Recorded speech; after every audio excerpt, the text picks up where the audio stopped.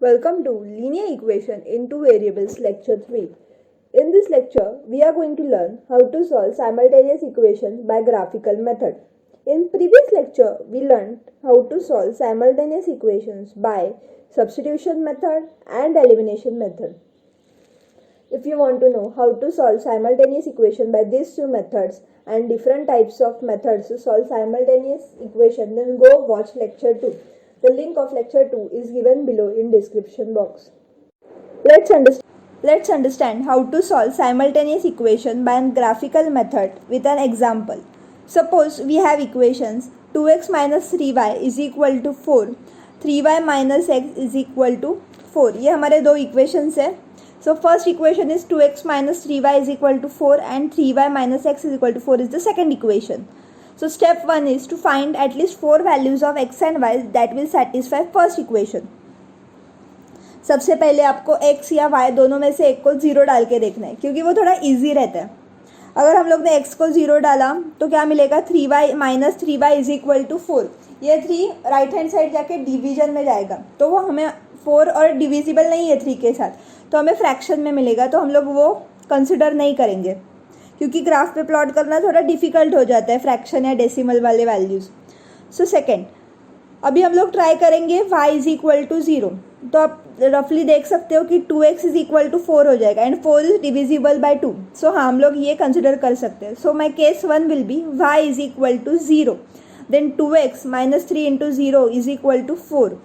So 2x is equal to क्या मिलेगा 4.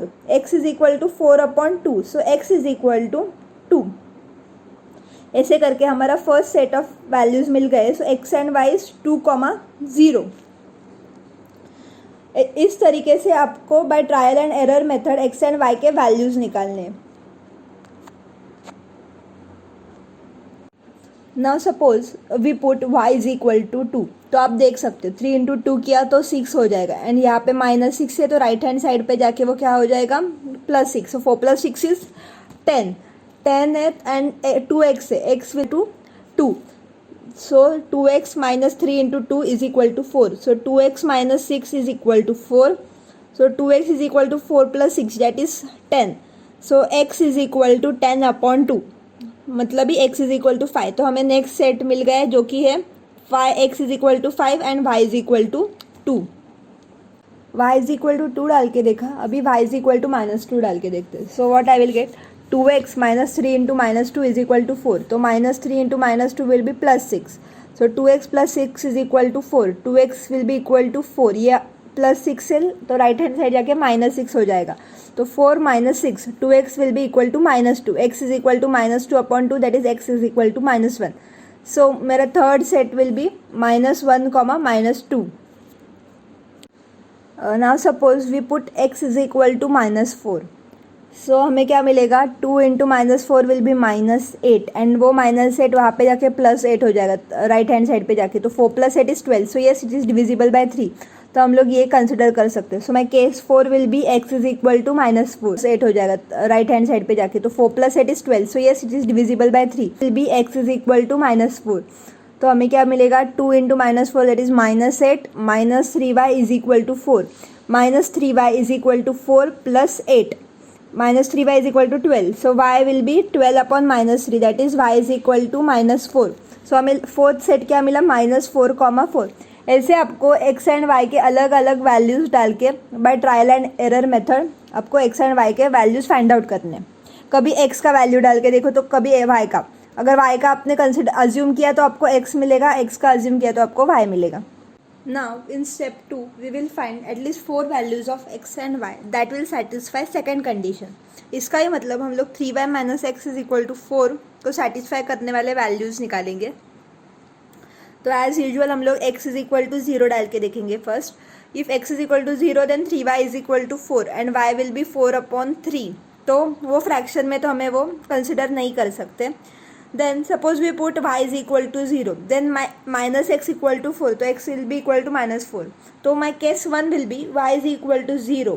Then minus x is equal to 4. Therefore x will be equal to -4. So हमें first set मिल गया है second equation को satisfy करने वाला, that is -4, 0. Suppose we assume x is equal to 2. Then minus 2 will go that side, it will become 4 plus 2 6, and it is divisible by 3 since y will be 6 upon 3. So case 2 will be put x is equal to 2, then 3y minus 2 is equal to 4, 3y is equal to 4 plus 2, that is 3y is equal to 6, therefore y is equal to 6 upon 3. इसका ही मतलब y is equal to 2. So हमें second set मिल गया है x and y का, that is 2, 2. We put y is equal to 1. So y is equal to 1 put करने के बाद हमें क्या मिलेगा, 3 minus x is equal to 4. So minus x equal to 4 minus 3, minus x equal to 1. So my x will be minus 1. So third set क्या मिला हमें, minus 1, 1. Now suppose we put x is equal to 5. So my case is 4 will be x is equal to 5. So 3y minus 5 is equal to 4. 3y is equal to 4 plus 5. So 3y is equal to 9. y क्या मिलेगा, 9 upon 3, that is 3. सो मुझे fourth set भी मिल गया है, that is 5, 3.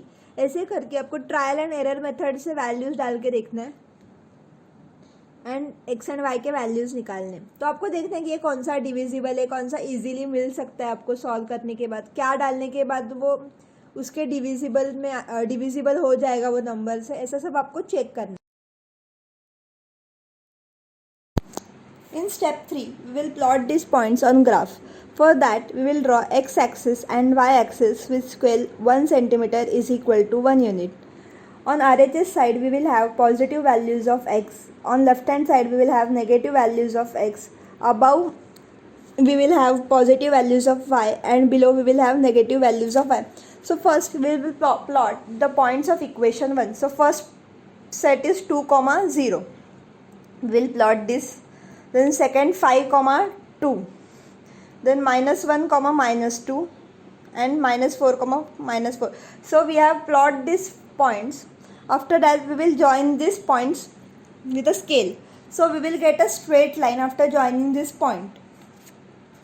This is the straight line of equation 2x minus 3y is equal to 4.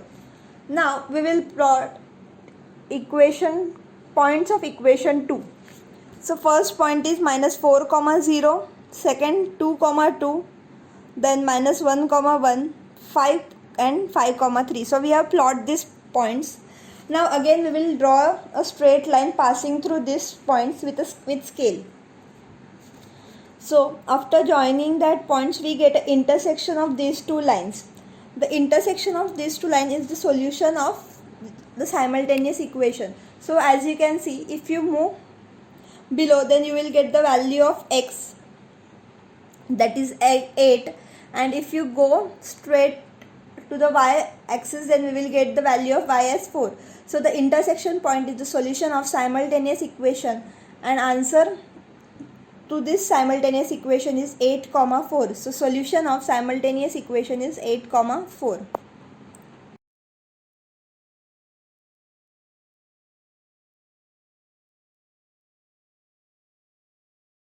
Thanks for watching this video. I hope you have understood how to solve simultaneous equation by graphical method.